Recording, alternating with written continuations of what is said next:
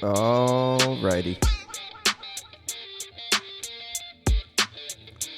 This is the Mr. Nobody podcast.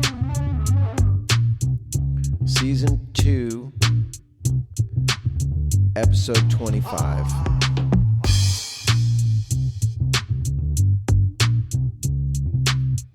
I'll leave this one untitled. In fact, let me title it Untitled.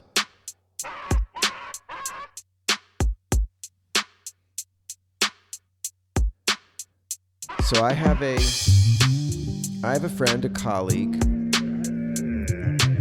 who I asked,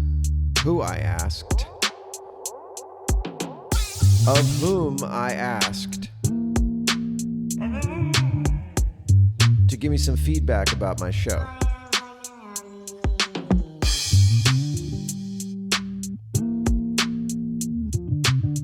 He's nice enough to listen to the show. Not for me, but for his own jollies. But I trust his opinion. And if you're listening right now, I thank you. You know who you are. But do you know what you are? I felt this was a very valuable thing to bring to the podcast, to my attention, and also point out some things that have been bothering me.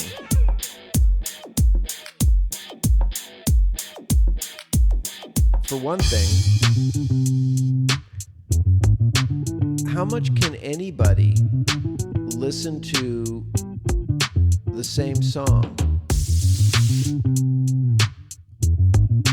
Do you have a friend in your life who every time you get together with them, it's the same fucking thing?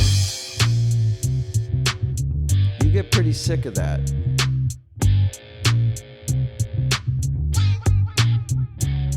Now, granted, I have been mining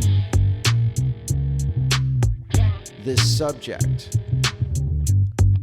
I have been consciously not letting it go.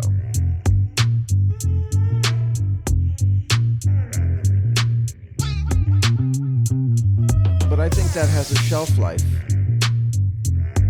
It has a point where I don't even want to hear about it. If I was listening to somebody else's podcast about how bummed out they were about their kid ODing, I would probably have a cutoff point where I would say, got it.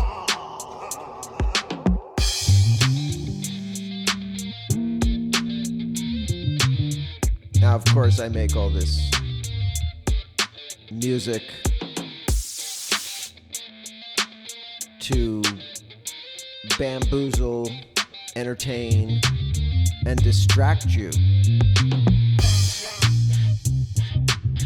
from my one-note tune.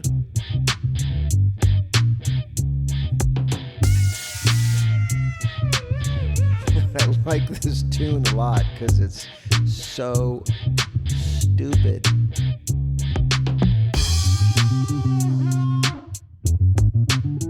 Normally I don't reveal what I'm doing here, but let me just say those are animal sounds.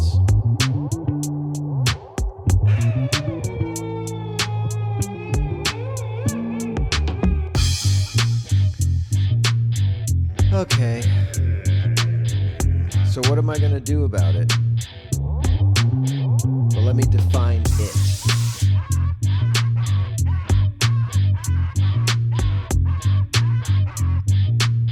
It, in this case, is having a running show.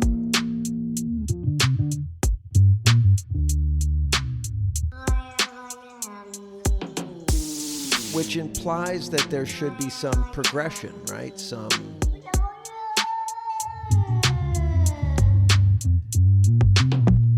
arc, some journey.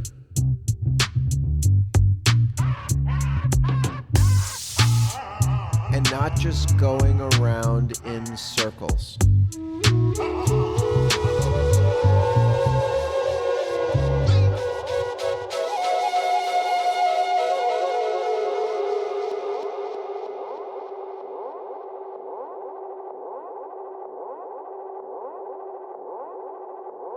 And not just going around in circles. Digging up the same ground, saying, look at this again. There is value in that, but it's got a shelf life.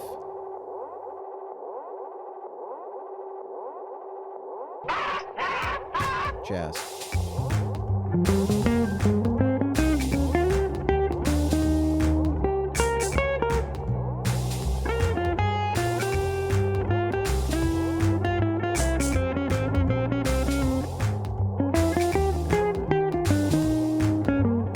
I used to get something out of it.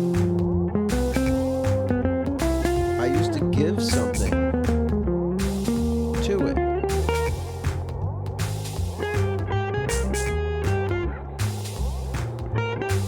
And I'm not sure anymore.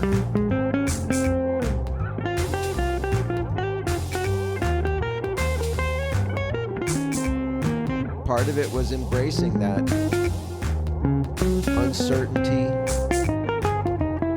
seeing where my journey would take me, as if I was on a conveyor belt and that the journey was not my responsibility. You know, one of the things my friend and artistic colleague told me is that the music can drown out my words. So let's lower this a little bit in real time. Yeah.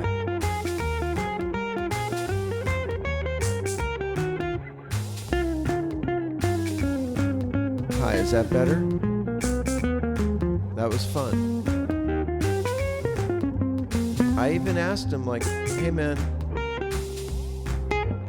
what would I do? He said he missed my humor.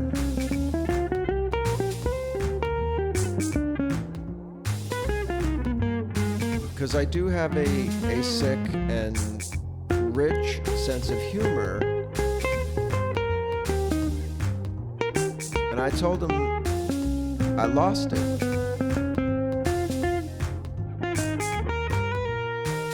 Which is only partially true.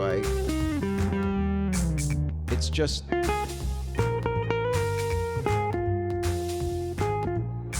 it's damaged.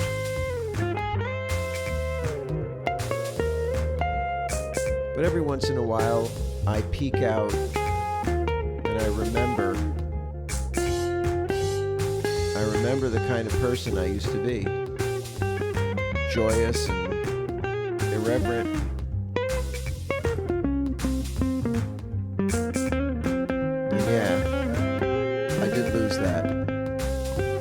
I did lose that.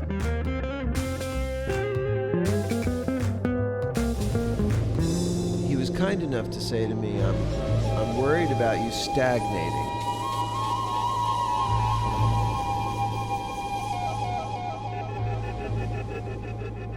That's a flute a friend made for me.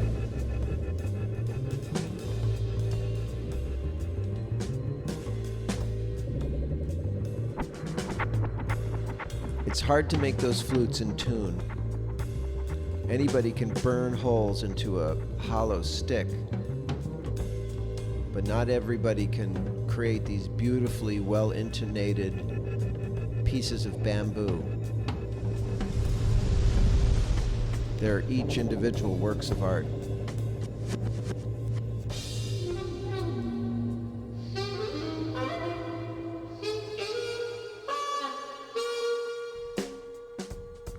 So I'm giving some thought to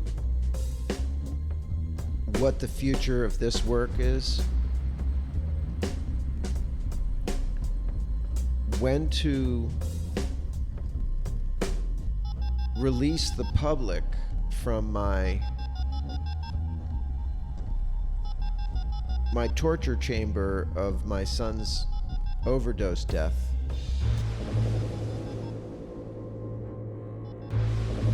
Because I'm sure you have your own problems, tragedies, and heartbreak.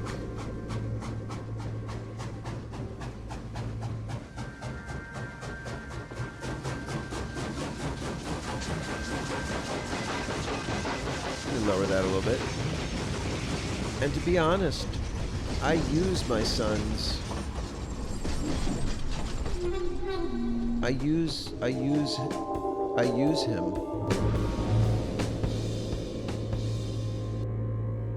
as an excuse.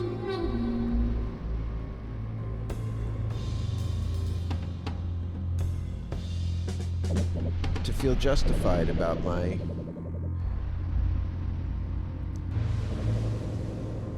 shitty attitude.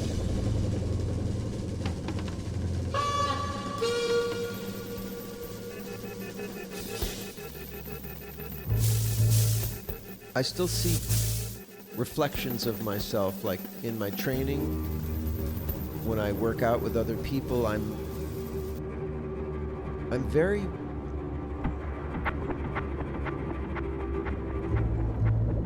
encouraging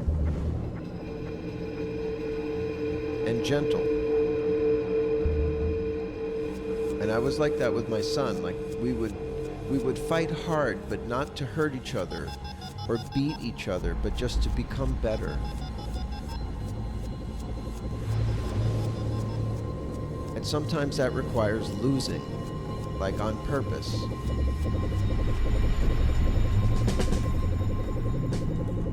Allowing someone else to feel what it's like to beat me. And this is the collective magic of supporting each other.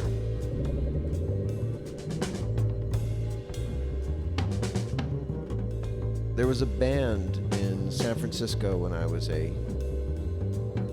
street urchin.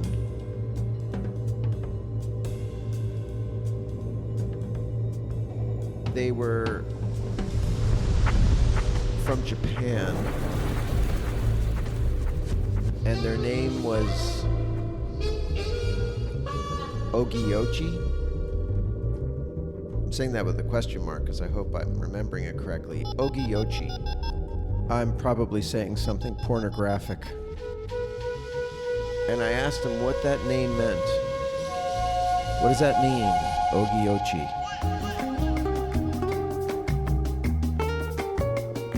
What does that mean, Ogiyochi?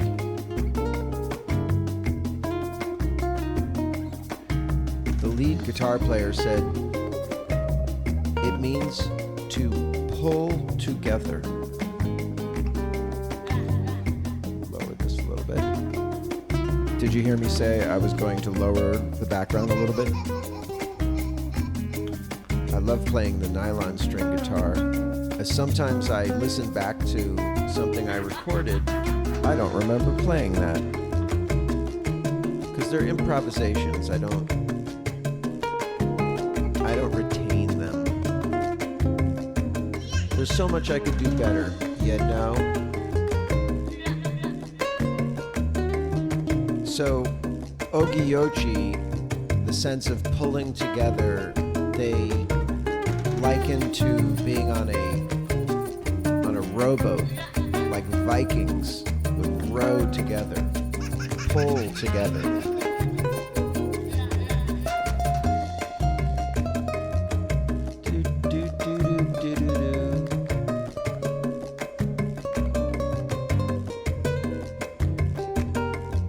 So stagnation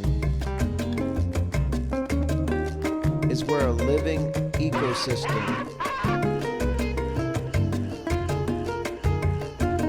dies.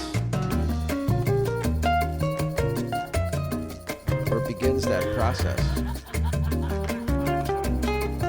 It's not a good smelling process. And I wouldn't have thought about it in the same way had I not had that feedback. Who said it? That feedback is the breakfast of champions. My friend was worried that he would offend me, but I told him it was just the opposite.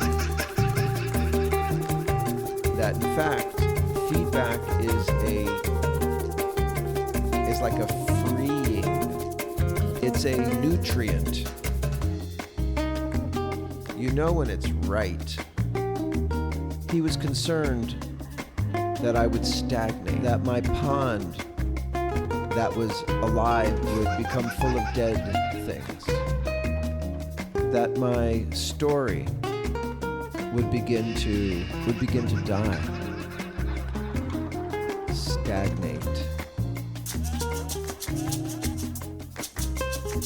And failure is really success, because it just means that you're doing something.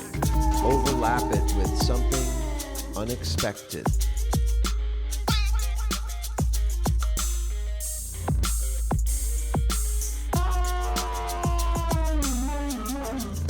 Okay.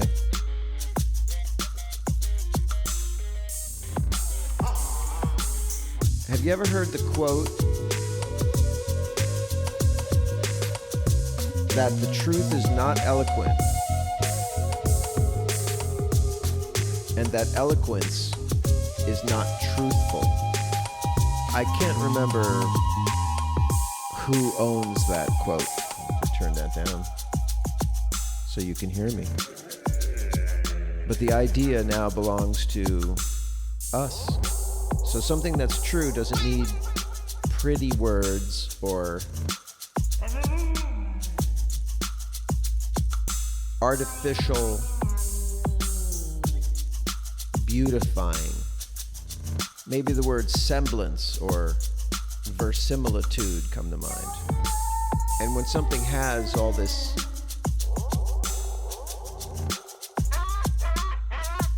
the word isn't floral, but it's extemporaneous shit attached to it, like gingerbread. I'll give you an example. I'm reading a book right now that's all language. It's all full of how clever the writer can represent objects mostly. But the things that the author is representing are not really that important. They're overly developed details showing off what this particular author can do with words, as if a phrase of music had tons of extemporaneous floraling away from its main idea. And it's quite frankly difficult to read, and I have to read it. It's annoying for something I'm doing, and I'm trying to get through it, but it's kind of obnoxious. It's a fucking drag. And juxtapose this against another book that I read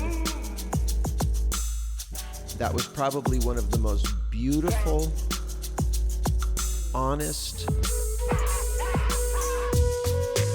breakthroughs of the human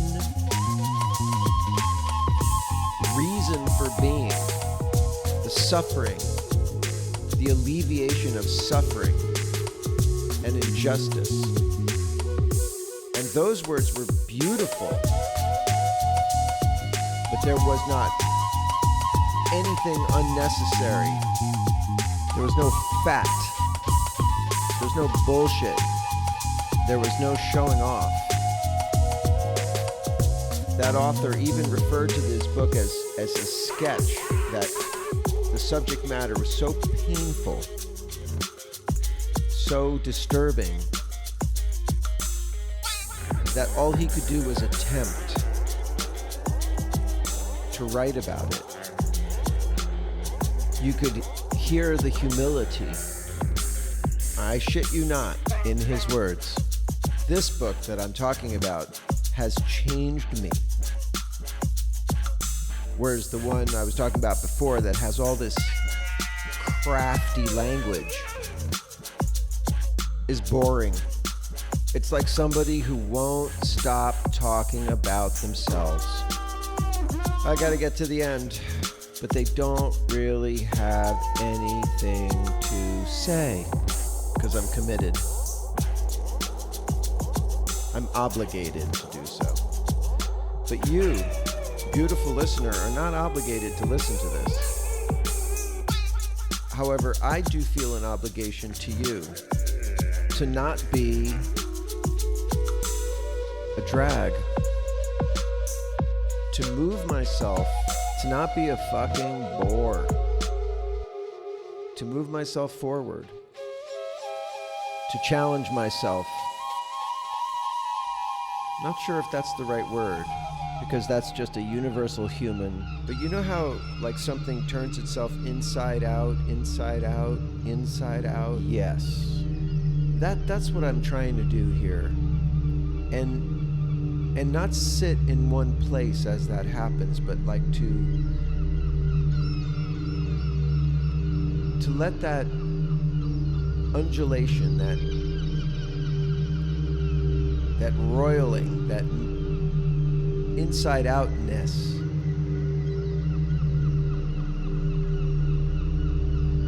enlighten my condition. Because my condition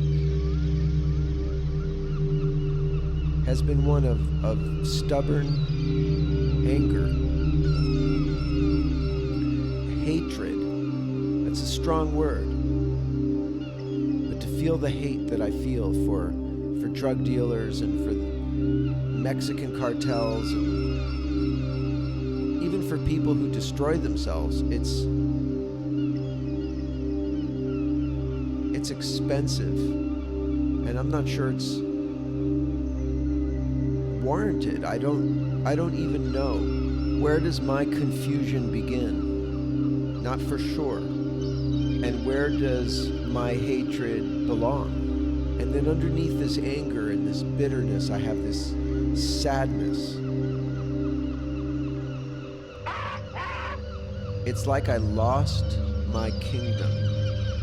It's very male-centric, like the way that we worship a God in the West that lost his son. What if God had a daughter? Because I have a daughter, and my daughter is like a savior to me. Yet, still, in my story, the prince died on the battlefield of life. Please forgive me, I've been reading a book about medieval warfare, and the Battle of Hastings was my last pleasure read. I'm not obligated to read this book. This was one that I find really important and fascinating. The question looms, what really happened? Well, one thing we know is that under the very able, diplomatic, and strategically brilliant King Harold Godwinson, the Anglo-Saxons defeated an invading army of Vikings days before the Battle of Hastings. So after this fierce battle with the Viking invaders in the north, the Anglo-Saxons were a victorious army. They were at their peak of promise.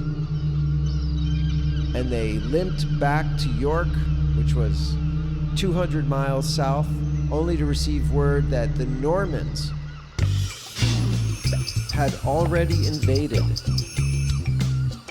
in Hastings, near Hastings. Harold had to muster his exhausted army He had to get troops raised on the way,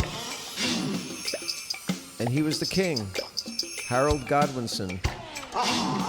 He was even a disputed king. The Vikings were fighting against him along with Harold's brother. So that's the kind of shit he was dealing with.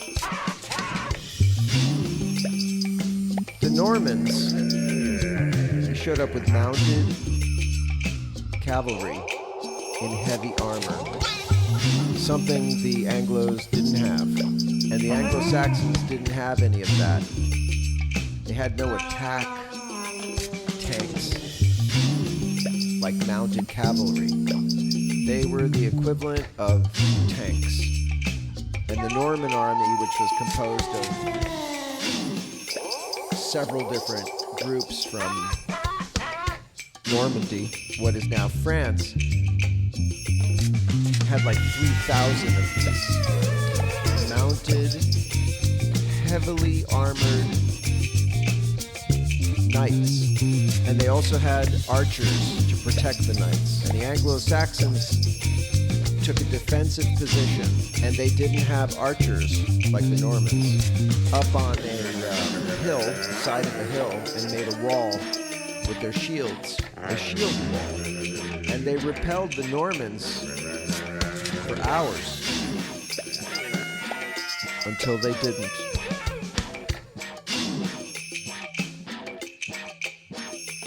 The Normans started using their archers to shoot the rear of Harold's army. And eventually,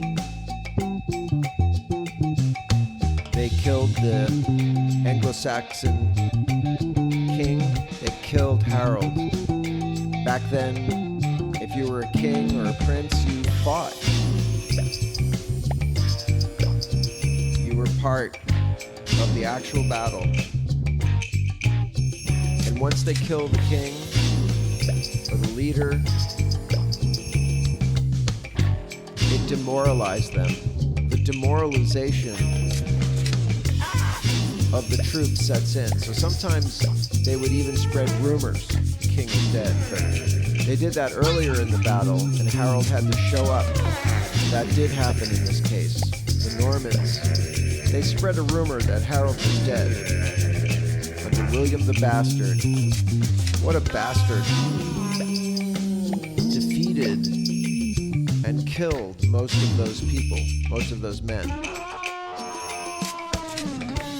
And within a few hours, the entire structure of that country disintegrated. Its living structure. And I didn't know that. I didn't know that England was an ecosystem. Angleland is a conquered country. It had an ecosystem of its own, and the Normans built a castle, a fortress in every single area that they could to control the people, to let them know that they were conquered. And the people that used to own that country or lived there for 1,000 years became vassals, second, third-class citizens to these overlords.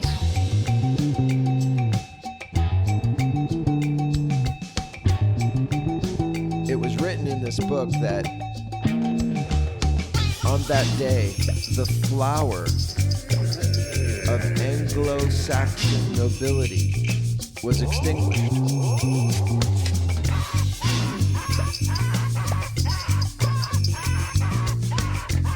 When I read that, I had a sense of what that felt like.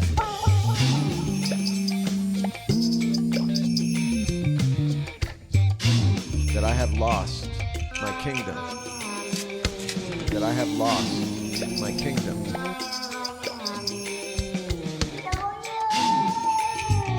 We're all so soft these days compared to what life was like for people then. So I felt I should toughen up and realize that history